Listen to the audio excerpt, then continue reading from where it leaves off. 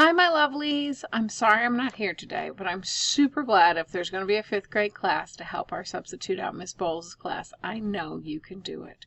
Today is our final day with quilling. Now, I'm not sure who our substitute is, but I bet you can help them learn all about quilling. Who started quilling? Why? Where did they get the materials to do it? What did they use to turn the paper with? What was their tool? Because our tool looks like this. Their tool is very different. It wasn't plastic and metal at all. When did the name change from what it was to quilling? Who changed it? Where did that happen? We don't use quilling today for what we used to use quilling for, or how it started. We use it now for card making and other things. What other things can we use quilling for?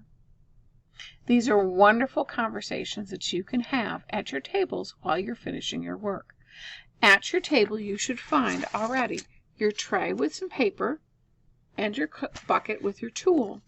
Now, inside the bucket, there are only 2 pieces of paper, but there are 4 toothpicks.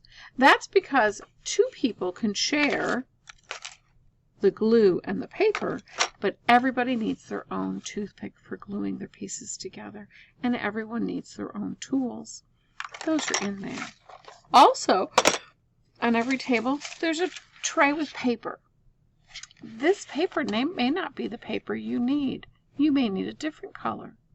The easiest way to handle that is to raise your hand and say that you need whatever color it is you need. Say it's light green or blue or whatever it is.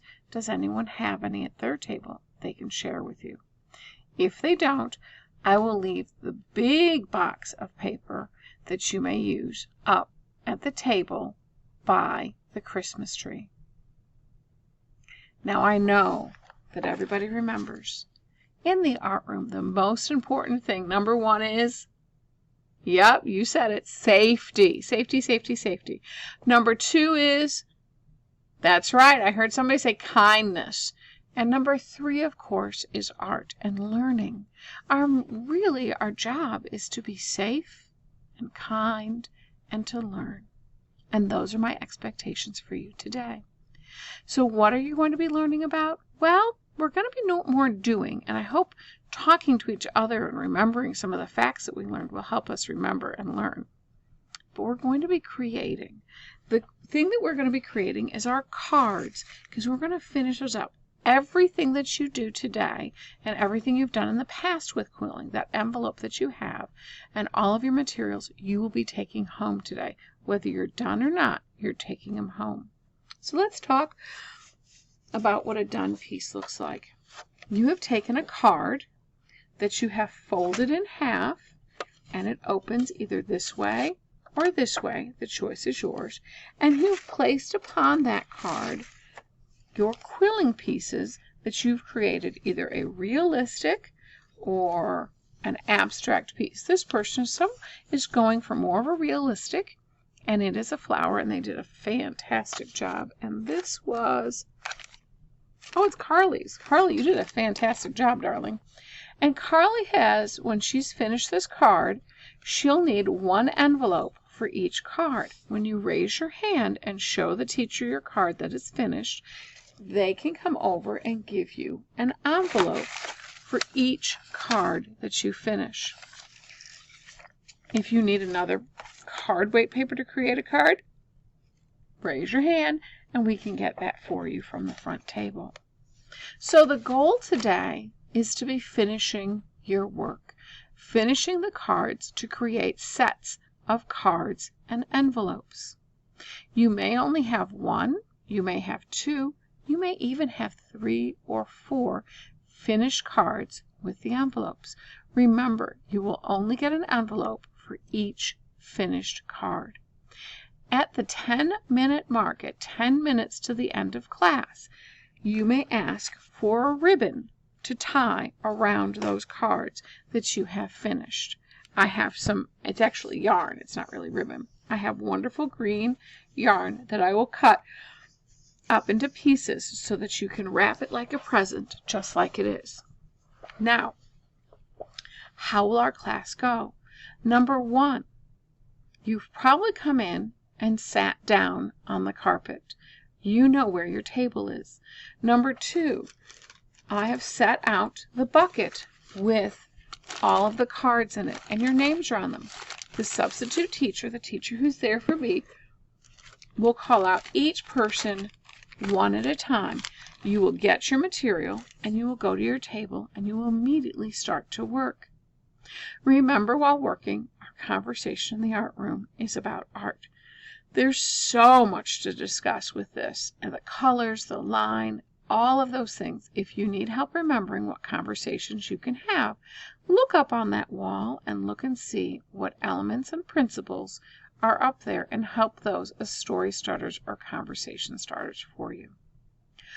Number one, you're finishing your artwork. Number two, you're getting an envelope for each finished card. Number three, if you choose, you can get a piece of yarn to wrap that up like a gift. Now let's talk about the end of class today. At the end of class, remember, we have those lovely kindergartners coming in after you. So we'll need to make sure that your tray and all your materials are back in the bucket, your papers are in the tray, and it's brought to the front table right there by the Christmas tree. I might even see if one of you would be a helper to our teacher to help set out some materials for the kindergartners.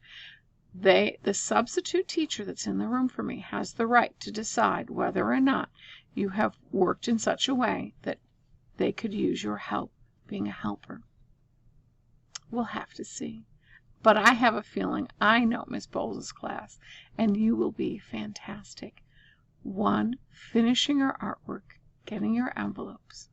Now, we may have a couple of students who are early finishers, and I have a plan for you. If you do finish your cards, get your envelopes, and wrap it up with a piece of yarn, and you're all done, but there's still time left on the clock, then I will allow you, if the teacher feels that you have done your best work and quality work and you have tried, you will have an opportunity to use the tangrams. I have the tangrams and I have some buckets. But of course, you'll clean up your area before you get those. And then at the end of class, you'll make sure all the pieces are back because the kindergartners will also be using them. I hope you have a fantastic day, and I can't wait to read all of the notes and the wonderful things that my substitute is going to tell me all about you and how your class did. Maybe they'll even take a picture or two with the iPad to show me your wonderful artwork. I love you and I miss you, and I will see you tomorrow. Bye, my lovelies.